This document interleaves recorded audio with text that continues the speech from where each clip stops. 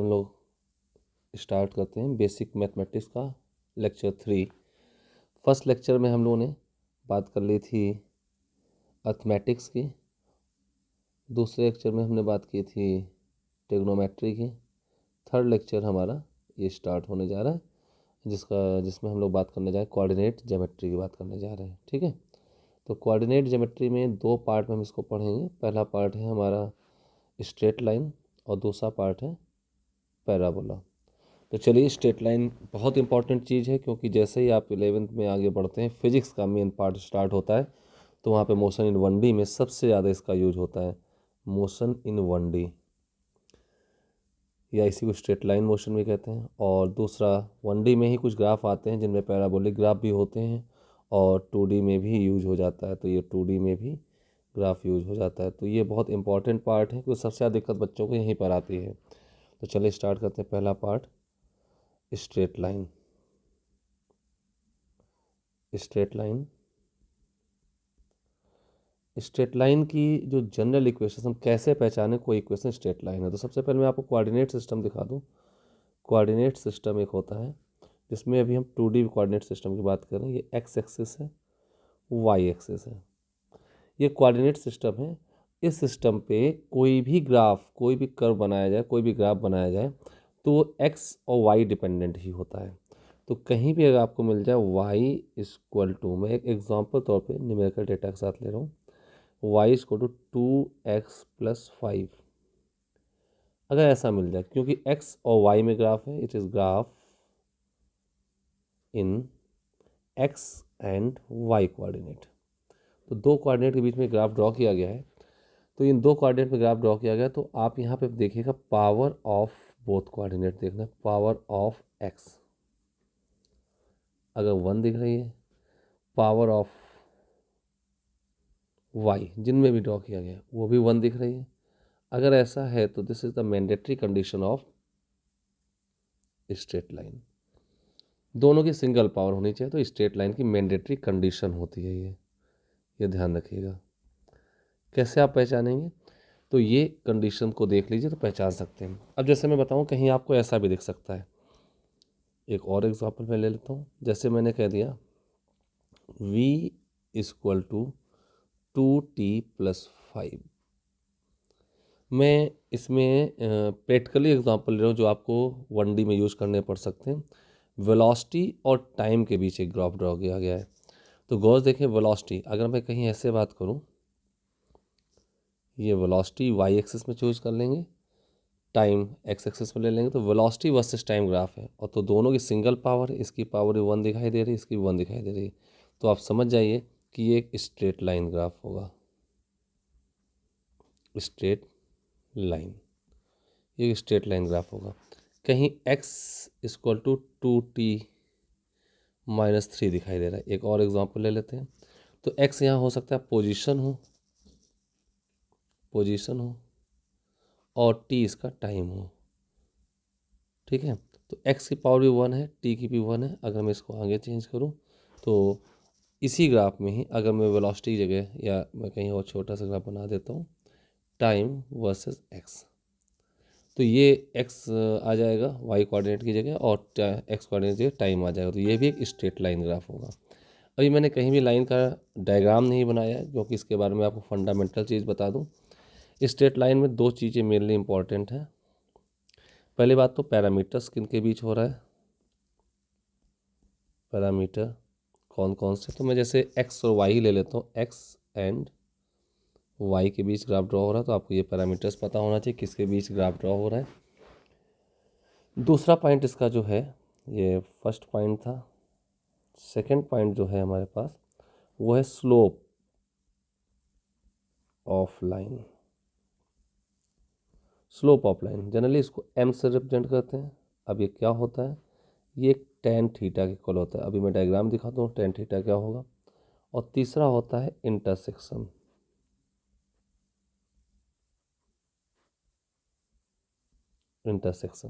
इसको c से represent करते हैं। ठीक है, ये भी अभी आपको डायग्राम दिखाता हूँ। और इसकी एक जनरल इक्वेशन जो होती है, general equations y equal to mx plus c होती है। y equal to m x plus c एक जनरल इक्वेशन है, ठीक है। y और x हमारे वो कोऑर्डिनेट हैं जिनके बीच, वो पैरामीटर्स हैं जिनके बीच आपने ग्राफ ड्रॉ किया है। m और c ये कांस्टेंट टर्म होंगे, ये m हो गया और ये c हो गया, ये दोनों कांस्टेंट टर्म होंगे। और बहुत इंपॉर्टेंट है इनको भी पहचानना कि कैसे हैं ये कांस्टेंट टर्म, किस टाइप से आ रहे हैं। और यही चीज़ वेलोसिटी और टाइम में खींचते हैं, ड्रॉ करते हैं, तो v इक्वल टू 2t+5 हो जाता है। अगर कंपेयर करें, ये वेलोसिटी हो गई है, ये टाइम हो गया। इसको मैं इस जनरल इक्वेशन कंपेयर करूं तो m के प्लेस पर 2 आ रहा है और c के प्लेस पर 5 आ रहा है, और m भी पॉजिटिव है और c भी पॉजिटिव है, ठीक है। और m जो है 2 आ गया है यहाँ पर, m इक्वल टू 2 आया है, यानी कि ये कांस्टेंट हुआ। कैसा हुआ? कांस्टेंट। तो स्ट्रेट लाइन का जो स्लोप होता है वो ऑलवेज कांस्टेंट होता है, तो ये पॉइंट भी याद रखें, slope of straight line is always constant. Just a minute. Slope of straight line is always constant, तो ये पॉइंट याद रखेंगे। Slope of straight line is constant, ये वेरिएबल नहीं होता, फिक्स रहता है। अब स्लोप होता क्या है, तो इन जनरल मैं आपको एक एग्जांपल, एक लाइन ड्रॉ करके दिखा रहा हूँ, वो देखिएगा।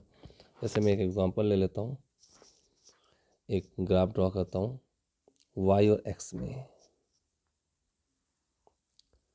This one is x axis, this one is y axis, और एक लाइन ड्रॉ कर देते हैं इस टाइप से। ऐसे एक लाइन जा रही है, दिस वन। अगर एक लाइन जा रही है तो आप यहाँ देखें, सबसे पहले स्लोप की बात करते हैं। स्लोप क्या होता है? आप कहीं भी लाइन पे इस लाइन को का एंगल देखें, लाइन, ये लाइन पॉजिटिव एक्स एक्सिस से एंटी क्लॉकवाइज चलने पर क्या एंगल बना रही है? एंगल, ये थीटा चेक किया जाता है। आप कोई जरूरी नहीं कि पॉजिटिव एक्स पे कट नहीं कर रही, तो आप कहीं भी कर सकते हैं। ऐसे एक हॉरिजॉन्टली पॉजिटिव एक्स बनाएं और उससे लाइन तक एंटी क्लॉकवाइज जाएं तो थीटा मिलेगी। ये जितने भी एंगल मिलेंगे सारे एंगल सेम मिलते हैं, तो इसी थीटा का टेंजेंट ले लें, टेन थीटा, इसी को m कहा जाता है, and this is slope of line. और ये हर जगह सेम है, इसे कांस्टेंट होगा, स्लोप ऑफ लाइन कांस्टेंट होगा। और बाय डिफॉल्ट यहाँ मैंने जो डायग्राम बनाया उस डायग्राम में थीटा ग्रेटर देन 90 है, और पता है इसमें टेन थीटा, अगर थीटा ग्रेटर देन 90 है तो 90 से बड़े एंगल के लिए टेन की वैल्यू जो होती है वो निगेटिव होती है। यानी इससे ये पता चलेगा जो डायग्राम मैंने बनाया इसका स्लोप निगेटिव काउंट होगा।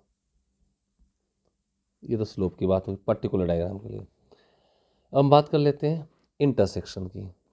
आप देखें ये वाई एक्सिस में कहीं ना कहीं इंटरसेक्ट कर रही है, तो ये जो आपके पास इंटरसेक्शन हुआ, ये जो लेंथ हुई, वाई कोऑर्डिनेट है दिस पॉइंट, इस पॉइंट पर अगर वाई कोऑर्डिनेट देखा तो 0, काउंट होगा। एक्स कोऑर्डिनेट 0 है और वाई कोऑर्डिनेट जो है उसी को सी इंटरसेक्शन कहते हैं। तो एज पर डायग्राम यहाँ पे सी, जिसको मैंने इंटरसेक्शन कहा है, इंटरसेक्शन कहा है, ये सी आपके पास जो होगा पॉजिटिव होगा, क्योंकि वाई कोऑर्डिनेट पॉजिटिव है।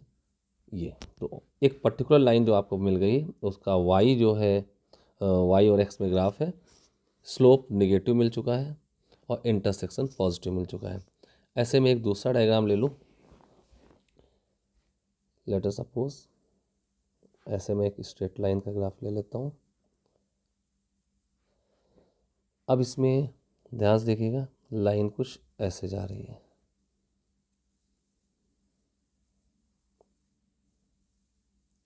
This one is the line. इसको मैं कलर चेंज कर देता हूँ, this one is the line.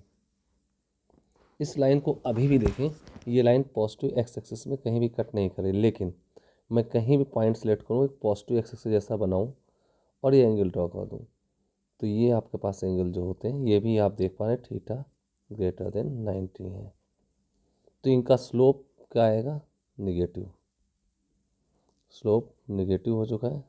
और अब गौर देखें, इस लाइन को इसने निगेटिव वाई में कट के, इसके कोऑर्डिनेट 0, -y होंगे, तो इसी को सी कह देंगे, लेकिन ये सी जो होगा माइनस का होगा। तो यहाँ पे इंटरसेक्शन जो आया सी जो हुआ वो भी नेगेटिव है और स्लोप जो है वो भी नेगेटिव है, एम, इसको tan थीटा भी कह सकते हैं, बोथ आर नेगेटिव। ठीक है, तो अब मैं आपको कुछ जनरल इक्वेशंस बना के दिखाता हूँ, किसको पहचाने किसका स्लोप पॉजिटिव किसका नेगेटिव। तो 2 एग्जांपल मैंने आपके सामने से दे दिए हैं। तो चलिए अभी मैं एक जनरल इक्वेशन ड्रॉ करता हूँ, कई लाइंस, कितनी टाइप की लाइन पॉसिबल हो सकती हैं। ठीक है, चलिए स्टार्ट करते हैं। मैंने यहाँ पे कई लाइंस बनाई हुई हैं, जैसे मैंने ब्लू कलर से 3 लाइन बनाई हैं। इन 3 लाइन को अगर हम देखें ब्लू कलर से नंबरिंग मैंने कर रखी 1 2 3। अगर और ये हमारे पास यहाँ पे ब्लैक कलर से कोऑर्डिनेट एक्सिस गए हैं, ओरिजिन बना हुआ है, एक्स एक्सिस गया है, वाई एक्सिस गया हुआ है। ठीक है, तो मैंने थोड़ा सा एक्स एक्सिस वाई एक्सिस को बोल्ड कर दिया जिससे कि आपको लाइंस और एक्सिस अलग दिखाई दें। अब ब्लू कलर से जो भी ये आपके पास लाइंस बनी हैं, गौर से देखिएगा ब्लू कलर वाली लाइन को, ये यहाँ पर वाई एक्सिस को जहाँ पे कट कर रही है वो आप देखें प्लस का सी है, पॉजिटिव वाई में कट कर रही है, यानी इसका सी पॉजिटिव होगा। और ब्लू कलर वाली लाइन का कहीं भी एंगल देख लें, this one, theta greater than 90 है, तो इसका स्लोप नेगेटिव हो जाएगा। तो इसकी जनरल इक्वेशन के अकॉर्डिंग, जो जनरल इक्वेशन मेरे पास होती है y equal to m x plus c, तो ये बन जाएगी y equal to minus m x plus c. तो इसका स्लोप नेगेटिव हो चुका है। तो ये जनरल इक्वेशन इस बात को बताएगी, यानी माइनस, यानी कि -2x प्लस सी समथिंग कुछ ऐसा दिखाई देगा। ठीक है, अब 1 के पैरेलल ही 3 है, तो दोनों लाइन का, और 1 के पैरेलल 2 है, 2 और उसके पैरेलल 3 है, तो तीनों लाइन पैरेलल है, तो कंफर्म है तीनों का एंगल तो सेम ही आएगा। अगर मैं इसका देखूं तो ये भी सेम है, और थर्ड वाली लाइन का देखूं तो थर्ड वाली लाइन का एक्स के साथ ये भी सेम है, तीनों ही थीटा ग्रेटर देन 90 है। तो इसका मतलब है तीनों स्लोप नेगेटिव आएगा। लेकिन अगर मैं सेकेंड लाइन को देखूं तो ये ओरिजिन पे कट कर रही है, ये देखिए ध्यान से, ओरिजिन पे कट कर रही है, तो इसका सी 0 हो जाएगा। ये इसकी इक्वेशन आ जाएगी y equal to minus m x. और थर्ड वाली लाइन की मैं बात करूं तो थर्ड वाली लाइन को अगर आप चेक करें तो इसका भी स्लोप नेगेटिव होगा, लेकिन ये माइनस वाई कोऑर्डिनेट में कट कर रही है, तो इसका इंटरसेक्शन नेगेटिव आ जाएगा। तो y equal to minus m x minus c, इसकी इक्वेशन बन जाएगी। क्लियर है। अब मैं आता हूँ 4 5 6 पे। 4 5 6 पे आऊँ तो 4 5 6 पे देखें तो 4 5 एंड 6, अगर मैं 6 वाली लाइन की बात करूँ तो यहाँ देखिएगा 6 वाली लाइन का जो एंगल बन रहा है थीटा लेस देन 90 हो रहा है, या इसका स्लोप पॉजिटिव हो जाएगा। लेकिन इसने कट किया है 6 वाली लाइन ने डाउन नीचे माइनस वाई कोऑर्डिनेट पे, तो इसका स्लोप पॉजिटिव है और इंटरसेक्शन नेगेटिव। तो इसकी इक्वेशन आ जाएगी y equal to m x minus c. अब क्योंकि 6 का पॉजिटिव है स्लोप, तो 5 एंड 4 ये तीनों पैरेलल, सबका थीटा लेस देन 90 बनेगा और सब पॉजिटिव होंगे। ये देखिए गौर से लेस देन 90 और ये देखिए लेस देन 90, तो सबका एम पॉजिटिव हो गया। लेकिन बात करें फिफ्थ की तो ओरिजिन से पास हो रही है, ये देखिए, तो इसका इंटरसेक्शन 0 हो जाएगा, ये आ जाएगा y equal to m x. और फोर्थ वाली लाइन का जो आपके पास मिलेगा, गौर देखिए पॉजिटिव इंटरसेक्शन के साथ है और पॉजिटिव स्लोप भी फोर्थ वाली लाइन का थीटा, तो इसकी इक्वेशन बन जाएगी एम एक्स, स्लोप भी पॉजिटिव, प्लस सी, इंटरसेक्शन भी पॉजिटिव है। ठीक है, अब इसके बाद आते हैं 6 लाइन हो गई हमारी। अब मैं आता हूँ 7th और 8th लाइन पे। 7th लाइन को देखूँ तो 7th लाइन की अगर मैं बात करूँ, 7th लाइन का एक्स एक्सिस के साथ बनाया गया angle 0, because this is parallel to the x axis, theta इसका 0 है। ठीक है, तो ये थीटा आपको दिखेगा ही नहीं, तो थीटा इसका 0 होगा। इसको मैं रफ कर देता हूँ, ये लाइन थी, तो इसका थीटा 0 होगा, तो स्लोप इसका 0 है, तो यानी कि और ये कट कर रही है पॉजिटिव सी पर, तो इसकी इक्वेशन बन जाएगी y equal to c, m 0 आ गया क्योंकि इसका m 0 है, यानी c, यानी इसको हम लिख सकते हैं y इक्वल टू कॉन्स्टेंट। तो y कोऑर्डिनेट जो भी पैरामीटर लिखो कॉन्स्टेंट काउंट होगा, प्लस का होगा, लेकिन ये पॉजिटिव कॉन्स्टेंट होगा। अगर एर्थ की बात करें तो इसमें भी स्लोप ही 0 है, एंगल कोई बना नहीं रही है, बट ये निगेटिव पे कट किया है। इससे इसकी इक्वेशन बनेगी y equal to minus c, negative का कांस्टेंट होगा तो y इक्वल टू कुछ निगेटिव कांस्टेंट करके आ जाएगा। ठीक है, अब इसके बाद आते हैं 9th और 10th वाली। 9th वाले में देखें, यहाँ पर लाइन ऊपर से नीचे तक आई, हर जगह इसका x कोऑर्डिनेट कांस्टेंट है, तो इसको लिखेंगे x इक्वल टू प्लस सी, और c जो होगा ये इंटरसेक्शन, जो जितना ये पॉइंट इसने कट किया दिस वन, ये इसका c कहलाएगा। ठीक है, पॉजिटिव कांस्टेंट इस प्लस सी यानी कि कांस्टेंट कह सकते हैं, x इक्वल टू कांस्टेंट हो गया। और अगर 10th लाइन की बात करें तो 10th लाइन के बारे में बात करें तो y equal to, sorry for that, x coordinate constant, तो x equal to minus c मतलब कांस्टेंट, इसको ऐसे लिखा जा सकता है। तो ये सारी लाइंस के इक्वेशंस आपके सामने लिखे हुए हैं, और इसी से एनालाइज किया जाता है कि किस इक्वेशन का स्लोप कैसा है, पॉजिटिव कैसा है, कैसा निगेटिव, ये सारी चीज़ें यहाँ से लाइन से एनालाइज हो जाती हैं। ठीक है, तो चलते हैं आगे, इसी पे कुछ एक दो इक्वेशन हम सॉल्व कर लेते हैं, देख लेते हैं कैसे लाइन इक्वेशन, मतलब इक्वेशन, लाइन दिए तो इक्वेशन लिखना, इक्वेशन दिए तो लाइन लिखना, लाइन को ड्रॉ करना, ये सारी चीज़ें हम सीख लेते हैं, आगे बढ़ते हैं। एक ये बहुत इंपॉर्टेंट, सारी लाइंस की इक्वेशन आप सामने लिखिए, but this is the general equation, इसको याद रखिएगा। फिर अकॉर्डिंगली जैसा जैसा स्लोप आता जाएगा, स्लोप और इंटरसेक्शन हम इसमें पुट करते जाएंगे। चलिए आगे बढ़ते हैं, अब एक एग्जांपल ले लेते हैं।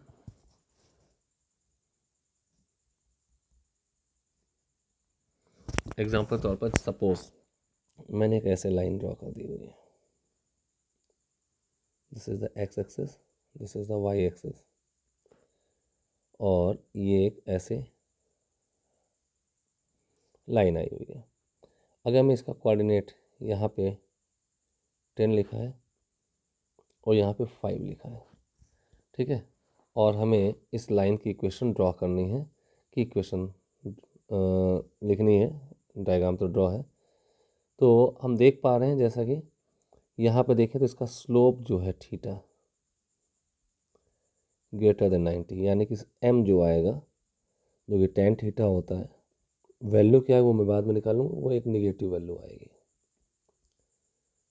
ठीक है, मैं क्या करता हूँ, क्योंकि मोस्ट ऑफ बच्चों को ग्रेटर देन 90 की वैल्यू पता नहीं होती है, तो मैं इसमें एक जुगाड़ लगाता हूँ कि मैं अंदर वाला एंगल लेस देन 90 इसको अल्फा मान लेता हूँ, अल्फा पता कर लूँ। तो ये स्लोप, खासकर इसमें ग्रेटर देन 90 दिख रहा था, स्लोप तो इस एंगल से निकलेगा जो थीटा ग्रेटर देन 90 लिखा है, लेकिन मैं स्लोप निकालने के एम को ऐसा भी लिख सकता हूँ, माइनस ऑफ टेन अल्फा लिख सकता हूँ, ये ट्रिग्नोमेट्रिकल प्रॉपर्टी है। ठीक है, तो मैं अंदर वाला एंगल जो लेस देन 90 है, वो जनरली सारे बच्चों को पता होता है, उसकी वैल्यू निकालूँ और उसके आगे एक माइनस लगा दो तो बाहर वाले की वैल्यू आ जाती है, this is numerically equal to tan theta ही होती है। तो tan थीटा एक्चुअली हमारा स्लोप है, लेकिन थीटा ग्रेटर देन 90 है, और जनरली बच्चों को 90 से बड़े की वैल्यू नहीं पता होती है, कन्फ्यूजन होता है, तो आप अंदर वाला जो लेस देन 90 डिग्री एंगल है उसकी वैल्यू निकाली, वो पॉजिटिव में आएगा, उसका एक माइनस लगा दो, स्लोप आपका नेगेटिव बन जाएगा, ये सेम वैल्यू देगा।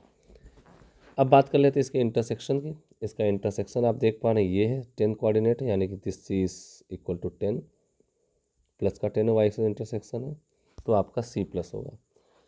अब बात करते हैं एम, एम हमारा आएगा कैसे, तो एम को मैंने कहा 10 अल्फा निकाल लेना है और माइनस लगा देना, तो माइनस 10 अल्फा, दिस कोऑर्डिनेट 5, तो ये डिस्टेंस भी 5 होगी आपकी, दिस इज 10, तो 10 अल्फा आपके पास होगा perpendicular upon base 10/2, sorry 10/5, this is -2, तो स्लोप -2 आ चुका है। इंटरसेक्शन सी आपके पास प्लस का 10 आ चुका है। आप y equal to general equation mx plus c, general equation में कोई भी माइनस टर्म नहीं होता है, अब वैल्यूज जो आई प्लस माइनस जैसी वो यहाँ डाल दीजिए, तो y इक्वल टू m हमारे पास है -2x प्लस 5, सॉरी सी आपके पास 10 आया हुआ है, 2x प्लस 10, ये हमारी इसकी इक्वेशन बन जाएगी, ये हमारी इक्वेशन बन जाएगी, और यहाँ से आपका ड्रॉ कर लीजिए। फिर इसके बाद जो भी आपको डिफ्रेंशिएट या इंटीग्रेट व्हाट्सएवर हमारे काइनेमेटिक्स में रिक्वायर्ड हो उसका यूज़ कर सकते हैं। अब जैसे यहाँ पे एक और इम्पॉर्टेंट बात बता रहा हूँ, क्लास में पढ़ाते हैं तो मुझे पता चलता है कि बच्चों को कुछ और भी दिक्कतें आती हैं। लेट सपोज आपसे कह दिया जाए ये y और x है, कई बार वेलोसिटी और टाइम के ग्राफ होते हैं ये, अगर मैं इसको कट कर दूं तो कई बार वेलोसिटी हो जाता है, x में टाइम हो जाता है, ठीक है। तो आपसे कहा जाए कि सपोज x इक्वल टू 3 है, ये this is x equal to 3, this coordinate is 3, x equal to 3, red colour से जो मैंने लिखा है, x इक्वल टू 3 पर वेलोसिटी क्या होगी। तो आप क्या कर सकते हैं, आप यहाँ से परपेंडिकुलर ड्रॉ करिए, ये आपके पास नहीं पता क्या y कोऑर्डिनेट हो जाएगा ये y। अब आपके पास एक छोटा सा राइट हैंड में ट्रायंगल दिख रहा है, तो इसमें आप लगा सकते हैं tan अल्फा y अपॉन, अगर ये x कोऑर्डिनेट 3 था तो this distance is 3, so this remaining part is 2। तो जो छोटा वाला ट्रायंगल दिख रहा है उसका रिमेनिंग पार्ट यानी कि बेस 2 हो जाएगा, तो y/2। और आप ऊपर tan अल्फा निकाल चुके हैं, tan अल्फा की न्यूमेरिकल वैल्यू जो निकाल चुके हैं 10/5 यानी कि 2 आई थी, तो tan अल्फा को 2 रख दीजिए, y/2, this implies that y equal to 4। जब x कोऑर्डिनेट 3 होगा तो y कोऑर्डिनेट आपके पास 4 आ जाएगा,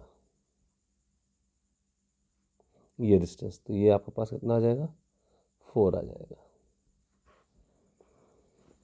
tan अल्फा, ठीक है। तो ये आपके पास 4 आ जाएगा, इट मीन्स ये आपका गैप 4 है। When x equal to 3 then y equal to 4, ये हम निकाल लेते हैं। तो कभी आपसे ऐसा कहेगा टाइम और वेलोसिटी इक्वेशन, तो आपसे पूछा है find the velocity when time is 3 second, तो सेम थिंग है, y और x को हमने वेलोसिटी और टाइम से रिप्लेस कर दिया है। एक ऑल्टरनेट मेथड था, अगर आप इक्वेशन बना चुके हैं y equal to -2x plus 10, तो डायरेक्टली यहाँ पे x को 3 पुट कर दीजिए, तो y कोऑर्डिनेट ऑलरेडी तुम्हारे पास मिल जाएगा, -2 इंटू 3, 2 इंटू 3 प्लस 10, -6 प्लस 10 इसको टू +4, यहाँ से y कोऑर्डिनेट आ जाएगा। तो ऐसे आप इसको चेक कर सकते हैं। तो मैंने एक डायग्राम आपको दिखा दिया है कि आपको डायग्राम दिया था स्ट्रेट लाइन की इक्वेशन कैसे लिखनी थी। अब बात करते हैं, आपसे कहा जाए कि एक इक्वेशन दी हुई है और आपको डायग्राम ड्रॉ करना है, तो वो कैसे करेंगे। तो चलिए वो भी दिखा देते हैं आपको।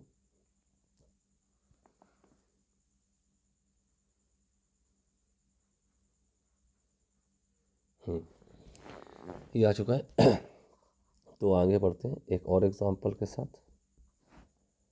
लेट अस सपोज आपको इक्वेशन दे दी गई है 2y equal to 4 minus 4x plus 6, ऐसा दिया हुआ है। तो पहले तो इसको स्टैंडर्ड फॉर्मेट में बनाएं, y इक्वल टू समथिंग करके, तो 2 का डिवाइड कर दीजिए, तो y equal to -2x plus 3 हो जाएगी, y equal to -2x plus 3 हो जाएगी, ठीक है। तो इसको अगर आप अपनी जनरल इक्वेशन कंपेयर करें स्टैंडर्ड इक्वेशन से, y equal to mx plus c, y equal to mx plus c से कंपेयर करें तो आपको ये पता चला इसका स्लोप जो है -2 के इक्वल है, स्लोप नेगेटिव है, एंड इंटरसेक्शन c जो आएगा +3, यानी कि पॉजिटिव y कोऑर्डिनेट में लाइन कट कर रही है। तो आप ऐसा कर सकते हैं, ये हमने x एक्सिस बनाई, y एक्सिस हो जाएगी। अब ये लाइन जो है का इंटरसेक्शन +3 है, तो यहाँ एक कोई कोऑर्डिनेट होगा, ये +3 कोऑर्डिनेट, 0,3, तो इंटरसेक्शन +3 है। और आपको पता है कि इसका स्लोप जो है निगेटिव है, तो यानी कि x एक्सिस के साथ ये क्या बनाएगी, निगेटिव स्लोप होगा, यानी मोर देन 90 एंगल बनेगा। तो इसका ग्राफ कुछ ऐसे चलाएगा, ठीक है। अब मैं इसकी बात करूं तो because this is intersection 3, this one and this one is base, आपको पता है ये थीटा क्या होगा, tan थीटा आपके पास -2 है, कंफर्म हो जाइए, तो स्लोप था वो -2 है, ठीक है। तो this one is not theta, sorry for that, slope तो बाहर से काउंट होता है, ठीक है ये। लेकिन जो tan थीटा वैल्यू -2 है, तो अगर मैं अल्फ़ा ले लूँ तो tan अल्फ़ा आपके पास +2 होगा। तो अभी ऊपर वाले डायग्राम मैंने ऐसे ही किया है, अंदर वाले एंगल का निकाला है और उसमें माइनस कर दिया तो आपका नेगेटिव स्लोप आ चुका था। ठीक है, तो अल्फ़ा, ठीक है, तो यहाँ पे tan अल्फ़ा लगा, तो हमें ये इसका ये कोऑर्डिनेट तो नहीं पता है, तो हम इसको यहाँ पे x मान लेते हैं।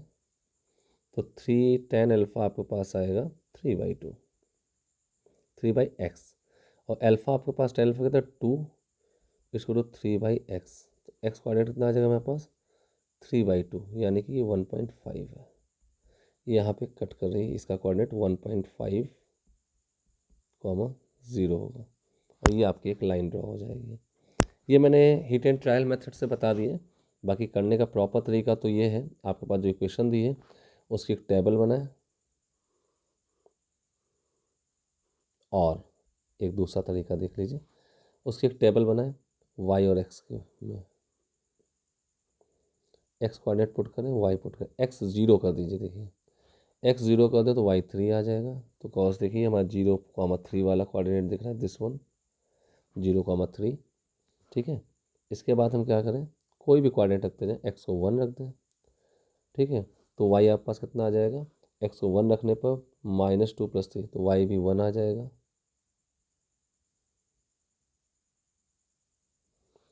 सॉरी, x को 1 रखेंगे, हाँ y भी 1 आ जाएगा।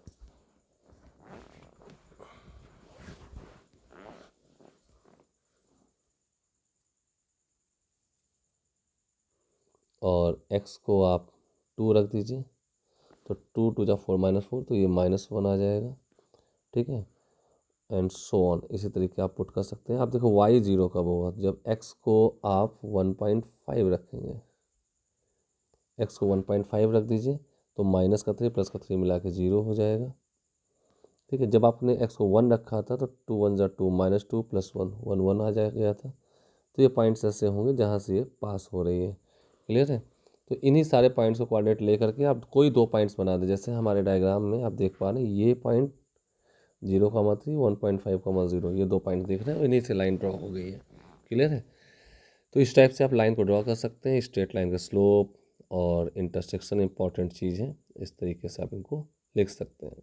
बाकी और भी तरीके हैं, 2 पॉइंट्स के बीच में x1 x2 y1 y2 दिया हुआ है, उससे भी निकाला जा सकता है, बट लेकिन मैं फिजिक्स में जनरली ऐसे यूज़ कर लेता हूँ। ठीक है, तो स्ट्रेट लाइन का सारा कॉन्सेप्ट आपके पास क्लियर हो गया है। तो ये सारा कॉन्सेप्ट स्ट्रेट लाइन का था, बहुत अच्छे से समझ लिए सारे पॉइंट्स। ठीक है, अगर आपको इसकी PDF चाहिए तो वो भी आपको मिल जाएगी, आप मुझे कमेंट में कमेंट कर सकते हैं। तो चलिए अब आगे आते हैं इसका सेकेंड पार्ट, पैराबोला। ठीक है, पैराबोला एक ऐसा पार्ट है जिसमें वेरिएबल स्लोप होता है, वेरिएबल स्लोप होता है। वेरिएबल स्लोप क्या होता है मैं आपको बताता हूँ। जैसे इसको पहले पहचाने कैसे कि ये इक्वेशन स्ट्रेट लाइन या पैराबोला। जैसे मैंने आपको बताया, स्ट्रेट लाइन तो mx + c जैसा होगा, x m की पावर, और सॉरी x और y में ग्राफ है तो दोनों की पावर 1 1 ही होगी, इसके अलावा कोई और पावर नहीं दिखेगी। तो ये तो स्ट्रेट लाइन को बता देता है, स्ट्रेट लाइन।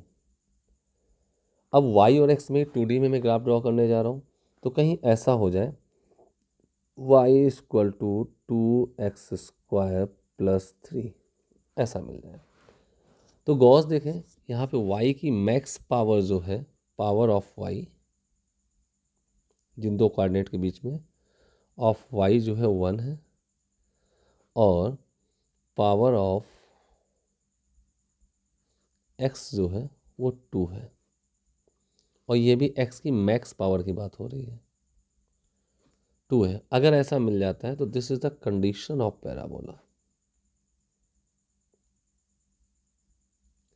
मैं आपको पहले बता दूं, मैं सिर्फ फिजिक्स पॉइंट ऑफ व्यू से बता रहा हूं। बहुत सी कंडीशंस होती हैं, बहुत चीज़ें यहाँ सही नहीं भी हो सकती हैं, मैथमेटिक्स में डिटेल बताई जाती है। तो हमें फिजिक्स को समझने के लिए एज ए टूल यूज़ करना है। इससे मैं बहुत ज़्यादा डिटेल में नहीं बता रहा हूँ, क्योंकि मैं नियर बाई चीज़ें बता रहा हूँ जिससे आपकी फिजिक्स सॉल्व हो जाए। बाकी रिसर्च करने के लिए आपकी मैथ है, उसमें सारी चीज़ें डिटेल में बताई जाती हैं। ठीक है, तो हम फिजिक्स में कैसे समझें, कोई क्वेश्चन दी वेलोसिटी टाइम की, पोजीशन टाइम की, वो स्ट्रेट लाइन ग्राफ हो गया, पैराबोला होगा, तो हम इस टाइप से उसको यूज कर सकते हैं। ठीक है, कई बार ऐसा भी होता है एक इक्वेशन और मिल जाती है, जैसे y equal to 2x² plus 5x minus 4।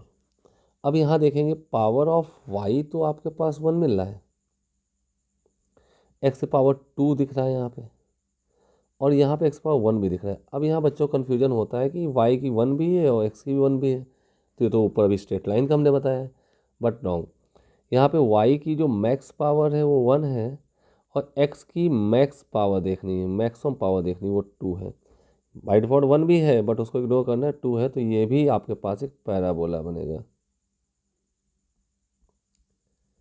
ये भी आपके पास एक पैराबोला की ही इक्वेशन आएगी, इसमें कोई डाउट नहीं है। ठीक है, तो ऐसे आइडेंटिफाई किया जा सकता है कि पैराबोला है। ठीक है, अब पैराबोला की दो कैटेगरी होती हैं, वो मैं दिखा देता हूँ। एक होता है इंक्रीजिंग स्लोप, इंक्रीजिंग स्लोप, और दूसरा होता है डिक्रीजिंग स्लोप, डिक्रीजिंग स्लोप। अब इंक्रीजिंग स्लोप और डिक्रीजिंग स्लोप क्या है? स्ट्रेट लाइन में तो सारे स्लोप कांस्टेंट थे, हर जगह थीटा सेम बन रहा था। यहाँ पे इंक्रीजिंग का मैं एक एलिमेंट्री आइडिया आपको दे देता हूँ, कुछ ऐसे होगा, इस टाइप से बढ़ा रहा होगा, दिस वन। और डिक्रीजिंग स्लोप जो होगा इस टाइप से जाएगा। अब स्लोप आइडेंटिफाई कैसे होगा? आप कोई एक पॉइंट यहाँ ले लीजिए, यहाँ पे टेंजेंट बनाए तो ये एक एंगल θ1 बन रहा है। आप यहाँ ले लीजिए, इस पर टेंजेंट बनाए तो ये एंगल θ2 दिख रहा है, जो कि पहले से बड़ा है। एक और पॉइंट ले लें, इस पे एंगल बनाएं, टेंजेंट बनाएं, और यहाँ पे ले लें, ये θ3 दिख रहा है। तो θ1 से बड़ा आया, θ2 से बड़ा आया, θ3। तो इस बात से पता चल रहा है कि tan में एंगल बढ़ने पर tan थीटा बढ़ता है, तो ये इंक्रीजिंग स्लोप हो जाएगा। ऐसे y और x में अगर कोई ग्राफ आपके पास ये है, यहाँ पे देखें, यहाँ पे टेंजेंट बनाए तो एक एंगल दिखेगा θ1, यहाँ पे टेंजेंट बनाए तो एक एंगल दिखेगा θ2, पहले से छोटा है। यहाँ बनाए तो ये टेंजेंट जाएगा और ये एंगल आएगा θ3। तो अब यहाँ देखें, θ1 से छोटा था, θ2 उससे भी छोटा था, θ3 यहाँ डिक्रीज़ हुआ है, यहाँ एंगल बढ़ा है, तो ये इंक्रीजिंग स्लोप हो जाएगा और ये डिक्रीजिंग स्लोप हो जाएगा। ठीक है, क्लियर? अब पहचानेंगे कैसे स्लोप इंक्रीजिंग है या डिक्रीजिंग है? तो ये इस टाइप से आप देख सकते हैं। एग्जैक्टली पैराबोला का ग्राफ जो होता है, ये हम लोग एक पार्ट बताते हैं।